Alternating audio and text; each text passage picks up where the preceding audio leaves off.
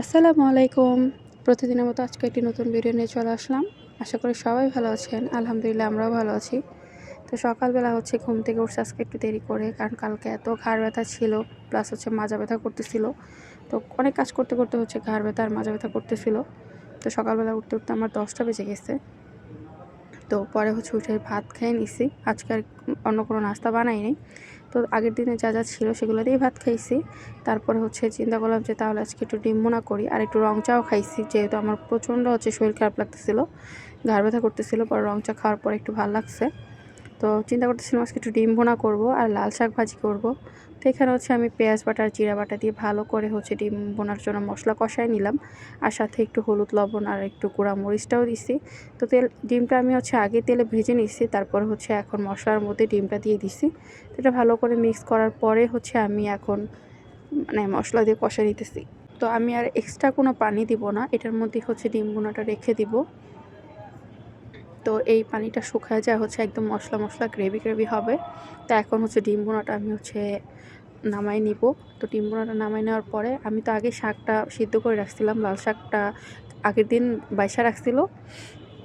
তো আজকে লাল শাকটা সিদ্ধ করে নিচ্ছি, ফ্রিজে রেখে দিছিলাম। তো এখানে আমি পেঁয়াজ আর রসুন বেশি করে দিয়ে একটু বেশি করে তেল দিছি। শাক ভাজিতে আসলে একটু তেল বেশি লাগে।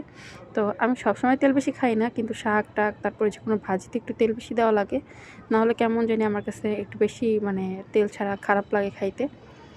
তো এখানে আমি শাকটা বাটিতে রাখছিলাম, দেখতেছিলাম পুরা লাল হয়ে গেছে।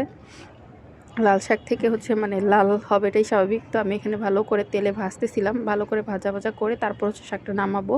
তো আমার প্রচণ্ড কাশি হইতেছিল, কারণ তেলে পেঁয়াজের শাক দিলে আমি কাশি সহ্য করতে পারি না, অনেক কাশি হইতে থাকে। তো এখানে আমি হাত দিয়ে নাড়তে পারতেছিলাম না। পরে আমি 2 হাত দিয়ে ভালো করে শাকটা ভাজা ভাজা করলাম। এই যে আমার শাকটা প্রায় হয়ে গেছে, কিন্তু একটু নিচে দিয়ে লেগে যেতেছিল। তো আমি এটা এখন নামায় ফেলবো। তারপর আমি গোসল করবো। তো আজকে বাসার কাজটা আগেই শেষ করছি, তারপরে গোসল করছি। আগেই ঘরদোর পরিষ্কার করে ফেলছি। তো আজকে কোনো রান্না নেই, খাওয়া দাওয়া শেষে যেহেতু আমাদের সকালের খাবার খাইতে অনেক দেরি হয়ে গেছে। তো এই যে আনাসবাবু এখানে খেলতেছিল, ওরা অনেকবার বলতেছিলাম যে তুমি খাওয়া দাওয়া করে ঘুমাও, কিন্তু ও ঘুমাবে না, ও খেলতেছিল। আর ওর দাদি নামাজ পড়তেছিল। তো এই খেলনাগুলো আজকে ওরে এই চিপা ওই চিপা থেকে বের করে দেওয়া হয়েছে।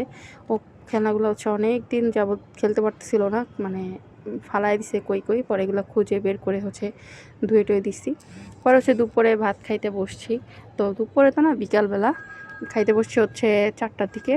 তো খাওয়া দাওয়া শেষে আমি ভাবলাম যে আজকে একটু 300 ফিটের মতো চাপটি বানাই। তো এখানে আমি পেঁয়াজ রসুন আর কাঁচামরিচ দিয়ে যে ধনে পাতাগুলো দিয়ে দিব, কিন্তু একটু পরে পেঁয়াজ আর রসুন কাঁচামরিচটা একটু তেলে ভাজা হোক। আমি কিন্তু এখানে বেশি কাঁচামরিচ দিইনি, কিন্তু ধনিয়া পাতাতে ভর্তাতে এত ঝাল হয়েছে, খাওয়ার মতো না। তো প্রচুর ঝাল হয়ে গেছে। তারপর খাইতে মজা লাগতেছিল। আসলে ভর্তা ঝাল না হলে কি ভালো লাগে, কিন্তু অতিরিক্ত ঝাল হয়েছে আসলে। তো এখানে আমি ভালো করে তেলে নিতেছিলাম। পরে ভর্তা বানিয়ে নিছি। আর এখানে আমি ডাল চাল ভিজায় রাখছিলাম। তো এখানে একটু হলুদ, একটু লবণ আর কাঁচামরিচ, 2-3টা কাঁচামরিচ দিছি, আর একটু রসুন আর পেঁয়াজ দিয়ে এটা আমি এখন মিক্স করে নিব। তো এই যে আমার এই ব্যাটারটা হয়েছে, এই ব্যাটারটা আমি এখন এই কড়াইতে দিয়ে দিব। তো আমার যে তাওয়াতে সবসময় চাপটি বানায় আটা দিয়ে, তো সেই চাপটিটা না বানায় আজকে আমি এটাতেই এই চাপটিটা বানাবো। দেখি কেমন হয়, ফার্স্ট টাইম বানাইতেছি, এর আগে কখনোই ট্রাই করি নাই আমি। আমার আম্মু তো প্রথমবার দিব। তো এখানে প্রথমবারটা হাতে যেহেতু ফোন ছিল, ভিডিও করতেছিলাম, তো একটু নষ্ট হয়ে গেছে, কিন্তু এটা আমি ফালাই দিইনি। এটা দিয়ে আমি সুন্দর করে চাপটি বানিয়ে নিছি। তো ফার্স্টের 2-3টা একটু মোটা চাপটি হওয়ার কারণে ভালো লাগতেছিল না খাইতে, কিন্তু লাস্টেরগুলো যখন একটু পাতলা পাতলা করে দিতেছিলাম, এত মজা লাগতেছিল খাইতে, মনে হচ্ছে পুরা বাহিরের থেকে কিনে নিয়ে আসছে। এরকম বাইরে যারা এক্সপার্ট, তারা যেভাবে বানায় ঠিক সেভাবেই মনে হচ্ছিল বানাইছি। তো চাপটি খাওয়ার পরে একটু চা খাই নিলাম। তো আজকের মতো ভিডিওটা এই পর্যন্তই। যে যেখানে থাকেন ভালো থাকবেন, সুস্থ থাকবেন। আল্লাহ হাফেজ।